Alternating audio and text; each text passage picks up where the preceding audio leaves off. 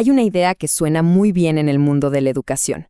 Para incluir a más gente, hay que hacer la escuela más flexible. Pero, ¿qué pasa si al flexibilizar tanto las reglas, terminamos sin querer rompiendo la esencia misma de la educación? Y esto nos lleva a la pregunta clave de todo este asunto. ¿Acaso es lo mismo tener un título que realmente haber aprendido? Parece una obviedad, pero créanme, esta tensión es el motor de muchísimas reformas educativas en todo el mundo. Para entender bien este dilema, vamos a viajar a Argentina y analizar un programa que intentó, justamente, reinventar la idea de cómo se termina la secundaria. El Plan Finés nació con un objetivo que, en el papel, era buenísimo: darle una segunda oportunidad a millones de personas para que pudieran tener su título. ¿Y cuál fue su ingrediente secreto, su fórmula mágica? Una sola palabra: flexibilidad. A ver, pongamos las cosas en perspectiva para entender la magnitud del cambio. Pasamos de un sistema tradicional de 5 días a la semana en una escuela, con materias anuales, a un modelo de solo 2 días. Y no en escuelas, sino en lugares como sindicatos, iglesias u ONGs. Además, se dejó de lado el currículum tradicional por proyectos supuestamente más adaptados a la realidad de los estudiantes.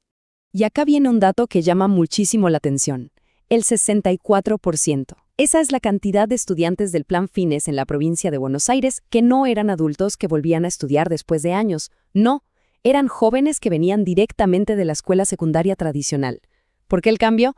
Pues porque era una vía más rápida y, seamos honestos, menos exigente. Ahora bien, el Plan Finés no apareció de la nada, para nada. Fue en realidad la pieza final de un rompecabezas que se venía armando durante años con cambios en las políticas educativas a nivel nacional. La historia es bastante clara. Primero, una ley extendió la escolaridad obligatoria. Después, otra ley la extendió todavía más hasta los 13 años. De repente, el Estado tenía una presión enorme por cumplir con esa meta. ¿Cómo hacerlo de forma rápida? Bueno, una de las respuestas fue crear atajos educativos, y ahí es donde nace el Plan Finés. Para lograr esa expansión tan veloz, se usó una estrategia que la investigación denomina paraestatalización. ¿Qué significa esto? En palabras simples, que el Estado empezó a tercerizar su función de educar. Usó la infraestructura que ya tenían sindicatos, iglesias y otras organizaciones para montar ahí los centros de estudio. Y acá es donde la historia se pone más interesante, porque esto no fue una idea que nació solo en Argentina. En realidad, formaba parte de una corriente de pensamiento global que llevaba décadas cambiando la forma en que entendemos la educación. Si miramos hacia atrás, vemos que desde los años 70 organismos como la UNESCO ya venían marcando una nueva dirección. Empezaron a popularizarse conceptos como el aprendizaje para toda la vida, el rol del profesor cambió de ser un experto a un facilitador, y el foco ya no estaba en los contenidos, sino en las competencias. Y esta frase de un informe clave de la UNESCO lo resume todo.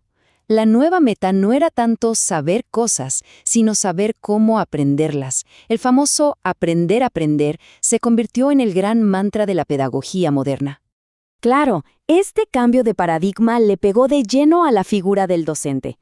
Ya no era visto como la fuente de conocimiento, el experto en su materia. Ahora, el ideal era un animador, un guía, que acompaña al estudiante en su propio camino de aprendizaje. Pero es justo aquí donde la historia da un giro preocupante, porque a pesar de las buenas intenciones de inclusión y flexibilidad, muchos análisis críticos sostienen que el resultado final fue una especie de degradación silenciosa de la calidad educativa. El concepto central de esta crítica es el de vaciamiento curricular. Suena un poco técnico, pero la idea es bastante directa. Al enfocarse tanto en la flexibilidad, los proyectos y las competencias, se empezó a reducir sistemáticamente el contenido, la profundidad y el rigor de lo que se enseñaba. Esta metáfora que usa la investigación es potentísima. La imagen de una escalera mecánica. Lo importante es que el estudiante siga subiendo, que pase de año, sin importar si en ese viaje está realmente adquiriendo los conocimientos que necesita. Y los datos duros, lamentablemente, parecen respaldar esta preocupación.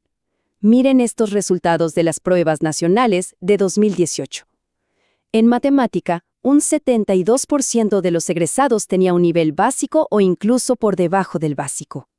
En lengua, el 36%. Son números que, bueno, hablan por sí solos. Entonces, todo esto nos lleva a preguntarnos por las consecuencias en el mundo real. ¿De qué sirve un diploma si no viene acompañado de habilidades y conocimientos concretos? Las consecuencias que se plantean son serias.